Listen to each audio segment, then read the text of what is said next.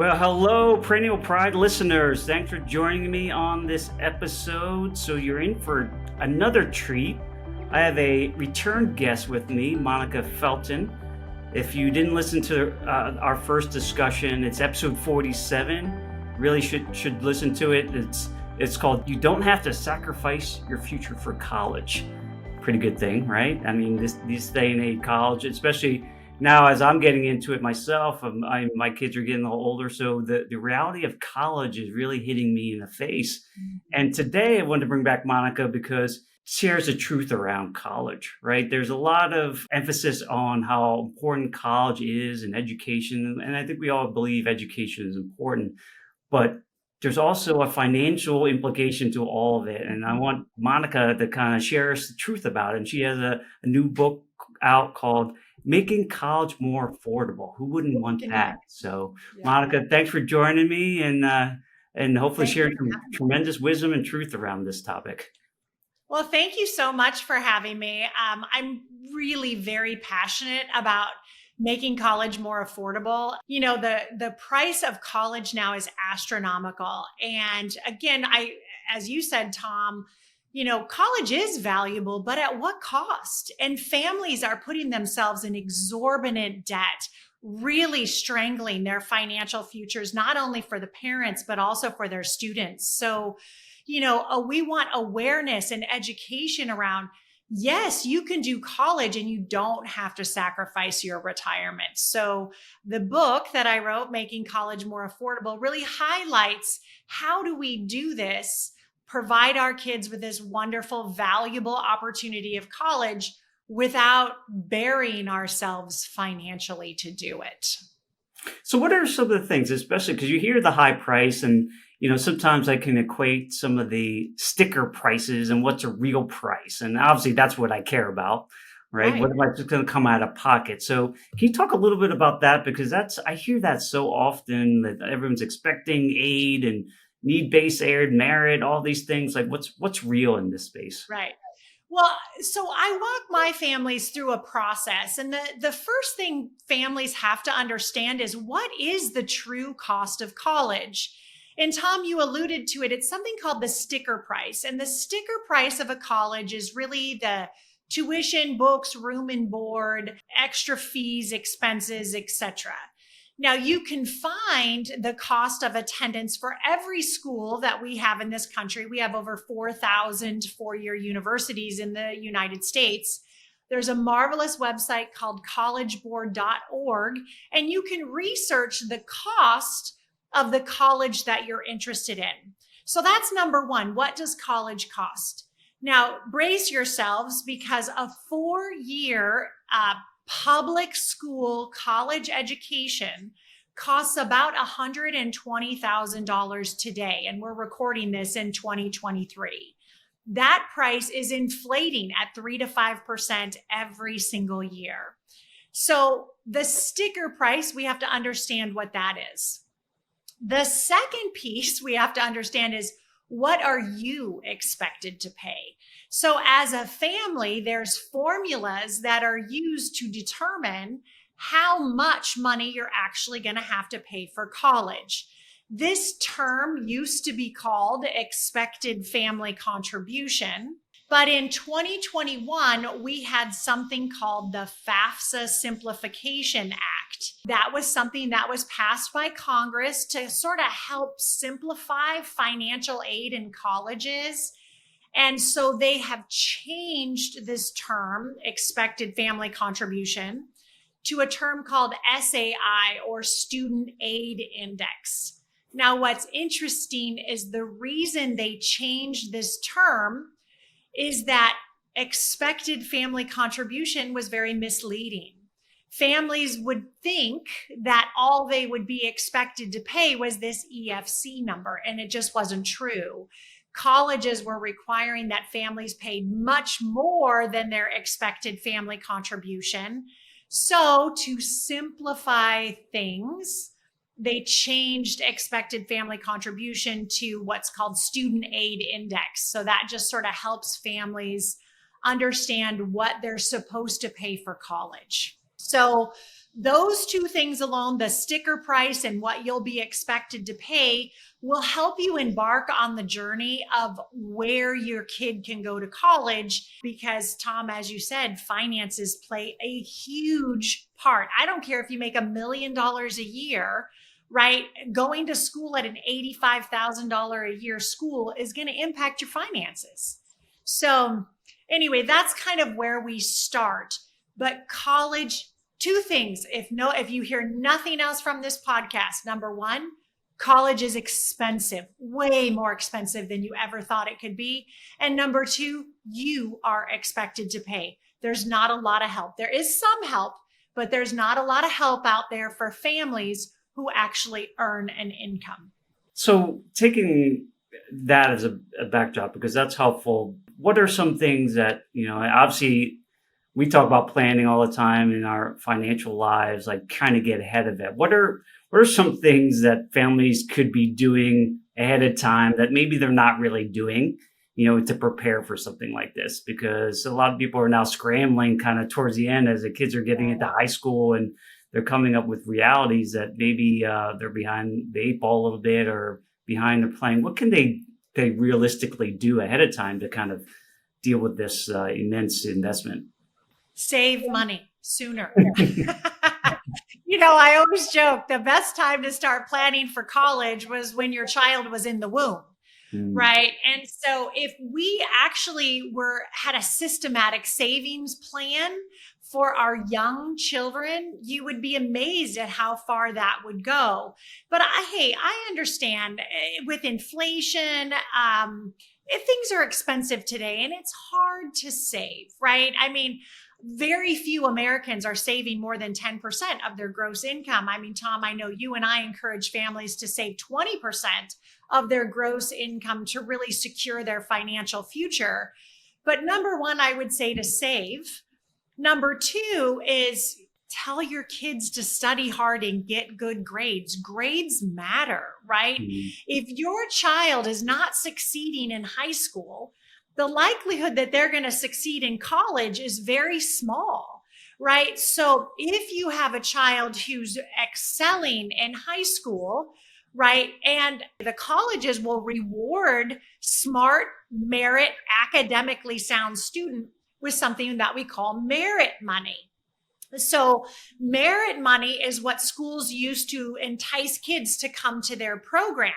Merit money has nothing to do with mom and dad's financial situation.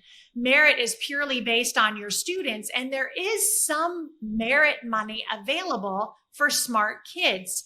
Now, merit money is really the public schools, smaller private schools, they tend to be generous. But those prestigious Ivy League, those tippy top schools that we all want our kids to go to, they don't give $1 of merit money. They give no merit money. All the kids are smart. So they only give what's called need-based financial aid. And even at that, they're not meeting families' complete need. So. Yeah, and it seems so easy, right? To just save more. And we know the realities of trying to fund kind of our expected life, right? Of all those things that we want to have for our lives and houses and all these cars. And so it's certainly a challenge I've seen for a lot of families to put away a little bit extra. But, obviously being a good student and showing, doing sports and other makes you more attractive, right? That's all sure, really is. Just trying to be attractive to a what I call business, even though it's education, it's business. You're trying to attract good employees or in this case, students to their world to represent them in their institution. So you just kind of have to think of it like a business. If you think about too, and obviously this is after, COVID, it seems like a long way away, but has that changed anything now as it relates to the cost of college or the nature of how they run? Anything that's materially changed and impacted, say, the financial aspect of it? It's really interesting. So as we record this in April of 2023, right? We're embarking on an economic recession. The stock market's down almost 20-30% from the last 14 months. The endowments of schools are much smaller, because of this economic downturn and market downturn. And based on my community, which is many, hundreds of college planners at the high schools across the country, we're finding schools to be much less generous. There's much less money, which means parents are expected to pay more.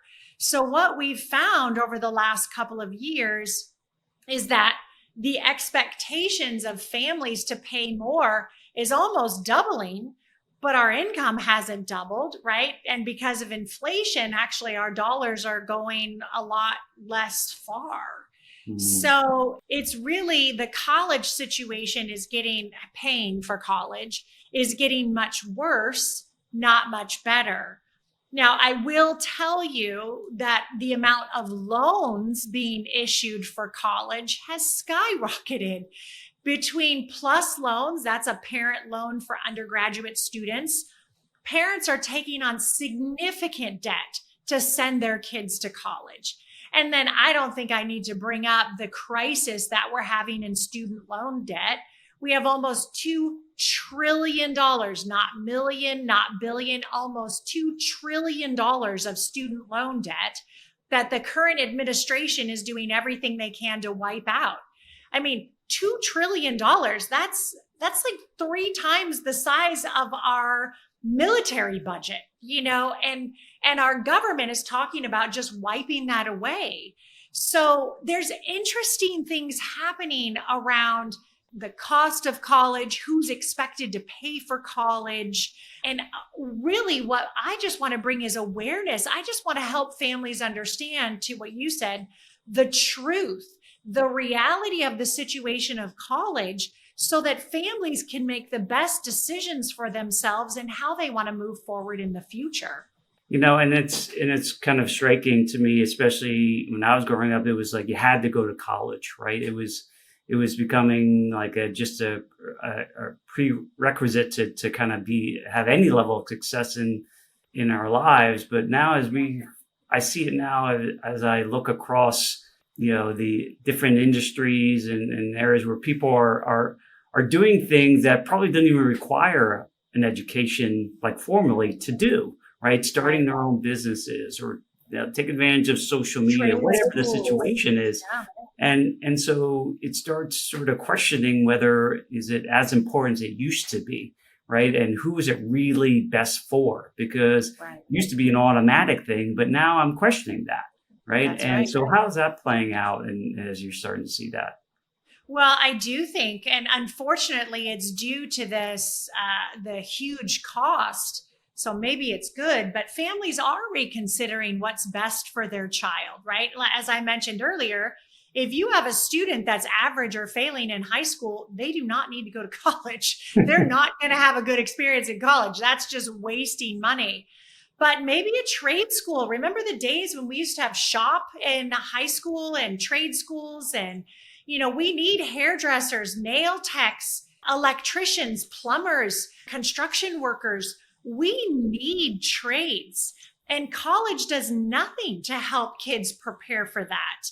So based on what I've seen, if your student is going into STEM, which is science, technology, engineering, or math, of course, college is the path for them. That is absolutely required. But if you have no idea and you're thinking about becoming, forgive me for history majors out there, but that is not a skill set that you can leave college with and get a job, right? And so you're spending $50,000, $100,000, $150,000 on a diploma that prepares you to do nothing in the real world. Now, there are wonderful resources on the websites to talk about different types of career paths and how much money you'll make on a career path. But, if you're embarking down a career path where the average income is $45,000, but you're spending $150,000 on that degree, you might want to rethink that. Certainly, if that degree is causing you to go into debt.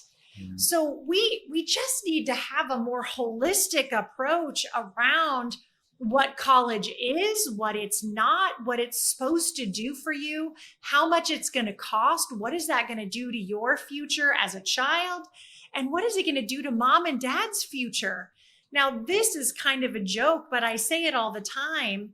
Your kids will not care that you paid for college if at 75 you have to move in with them because you don't have any money, right? They're going to say, Mom, Dad, you should have been better financially, right? So these are the discussions we want to have in the ninth grade, in the eighth grade, not their senior year after they've been accepted to their reach school, which is going to cost you $87,000 a year times 4. So more and more discussions about the truth around college. So what are some of the, I guess in some good ways, like there's a problem. Obviously, this is a big problem people are facing to be able to, give their kids a leg up and be able to afford it. What are some more creative ways people are trying to solve it today, right? Absolutely. Because I think things like, community colleges, they could be becoming more important. To your point, maybe going down to trade school. Like what are some things for people to consider? So let's go back to that term cost of attendance, right? So cost of attendance is really the sticker price. So there's tuition, there's room and board and other fees. So for my kids, and I live in Arizona, so we have marvelous state schools. But if you're in the Valley, Arizona State University is our big public school. What I encourage families is maybe your student lives at home, right? So maybe they live at home during college, and now you're not spending $14,000, $15,000 a year on room and board for them. So we can cut some money off that. I do believe in student loans. Now, when I say student loans, I'm talking about the Stafford student loan. And the most trouble your kid can get into is $5,500 the first year, $6,500 the second year, and then $7,500 a year for the next 3 years. So really the most debt your student can get into on their own, right, is a little over $30,000. That's like a car payment. So I don't think that's a terrible amount of debt to get into. So maybe the student helps. They might even work a little harder if they have some skin in the game, right? So to your point, if you don't know what you want to do, maybe try community college for a couple of years first. So there are ways that we can be more creative about obtaining a 4-year diploma without spending that $120,000, but having these discussions early so kids and families understand that, I think is important. Right now, when kids are in high school, all they hear is college, right? You should be going to college. Everybody should go to college. And it's just not true. Not everyone should go to college. So let's start expanding that conversation into what makes the most sense for that individual and their own personal situation and their family situation. I think those are far better conversations than what college are you going to? Yeah. And it's funny because I more recently it's just come across some things where, and I think everyone likes things that are simpler, right? It's easier to right. We want simple. I don't want to have to think about brushing my teeth every day differently, right? So there's reasons to have them, but I think we can fall prey, and certainly I've been guilty of this as well. It's like we don't dig in to learn a bit about something more because we have a simple answer, right? I'm supposed to go to college, just go down that road.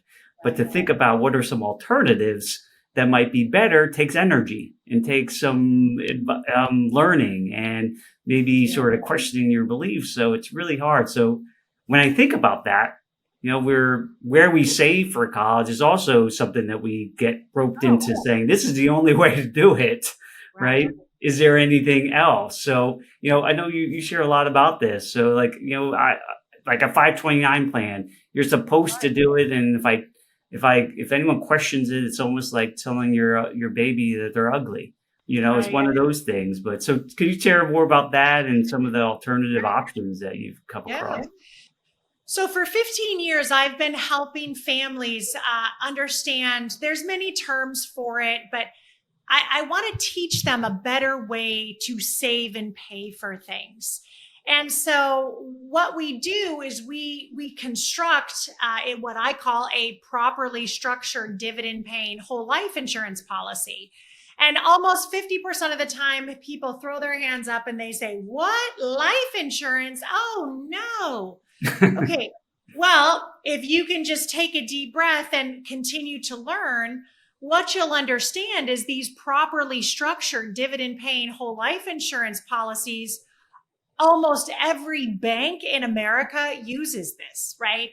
Wealthy people have been using whole life insurance to fund capital expenditures since 1910, right? Walt Disney funded Disneyland using his whole life insurance policy. So there has to be something good about these things, or the wealthiest wouldn't be doing it. Like Warren Buffett, right? Like Rich Dad, Poor Dad, right? All these people are using whole life. So can we now have a conversation about how to use this vehicle to create wealth, to save and build wealth over our lifetime? Now, college is expensive. There's no two ways around it. But when you pay for college using a properly structured dividend paying whole life insurance contract, that $100,000 or $200,000 or $300,000 that you pay for college, if you use a 529 or pay cash or spend down an asset, you basically give that to the school, never to enjoy it again, right? You kill the compounding curve and you never use that money ever again. If I use the cash value life insurance to pay for these big expenses, that $100,000, $200,000, or $300,000 I spend on college, it will continue to earn me interest, dividends, and many other benefits for the rest of my life. So imagine that cost of college is going to continue to earn you interest compounding for the rest of your life. Is that a better way to pay?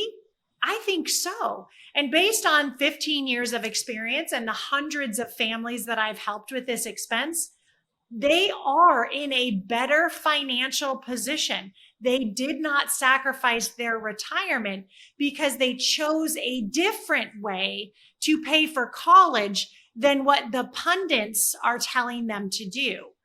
I don't know. I want to behave like the wealthy people, like organizations, wealthy people, banks. They seem to make a lot of money. I want to do what they're doing. And what they're doing is utilizing properly structured whole life insurance to pay for capital expenditures. So it's just education. It's just learning something a little new. And the thing about it, and this is where I think some people it's easy to fall prey to it too, in terms of thinking of something in kind of a short window of time versus the way you describe it long term, right? What's the long term impact of making that kind of decision of taking my money and basically handing it off and having it never work again for the rest of my life, versus saying, hey, that's why people buy assets and don't sell them. Right? They borrow against them. They use them as leverage because they want them to still stay in their lives and grow and get bigger over decades or even generations. Right? This is kind of all part of that same model. So why couldn't an asset like this work the same way? Right? Because it's a safe one. And so I see that's usually the biggest challenge with that. And we're told, you're supposed to put a 529 plan. That's what you're supposed to do. Well, and so on that 529 plan, remember the 529 is a government created savings plan.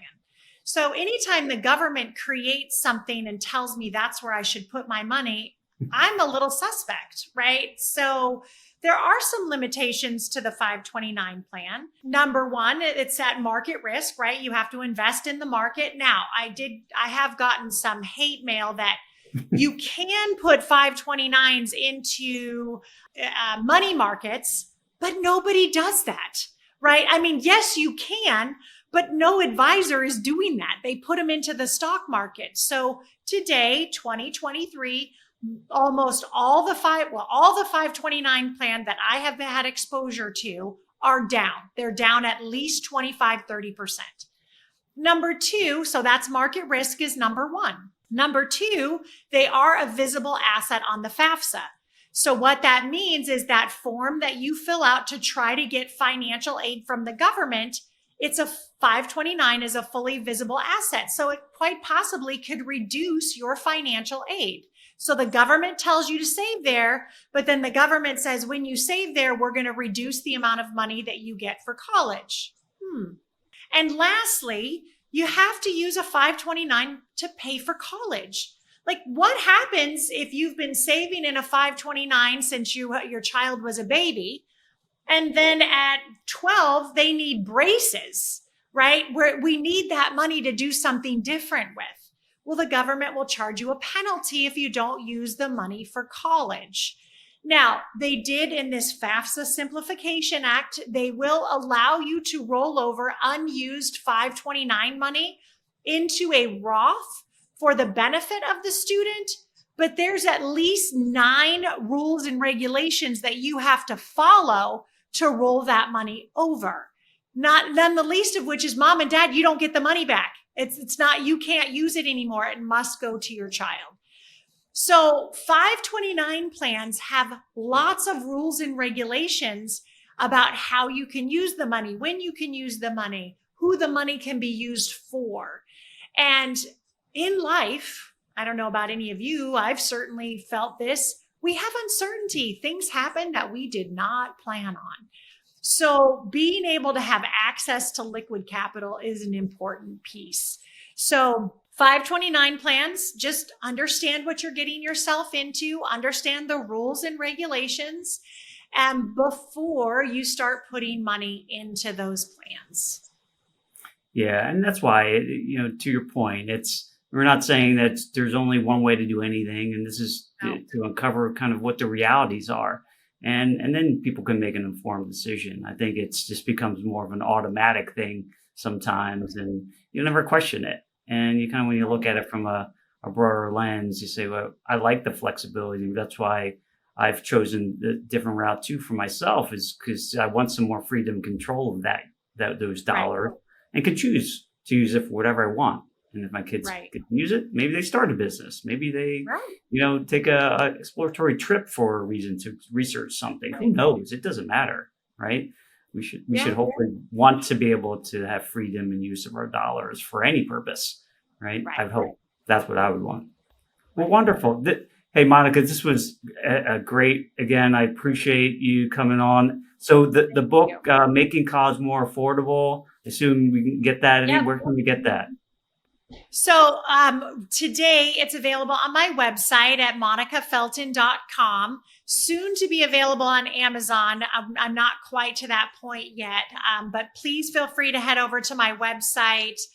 You can also head over to any of my social media platforms. So I'm on Facebook at Monica Felton CFP, Instagram, Monica Felton CFP, YouTube, Monica Felton CFP. I have lots of information, always updating families on the truth around college, cost of college, updates for financial aid, etc. So I'd welcome you to come on over and just continue to learn and explore, because I guarantee you, the more information and education you have about the cost of college, the more successful this process or this next time in your family's life is going to be.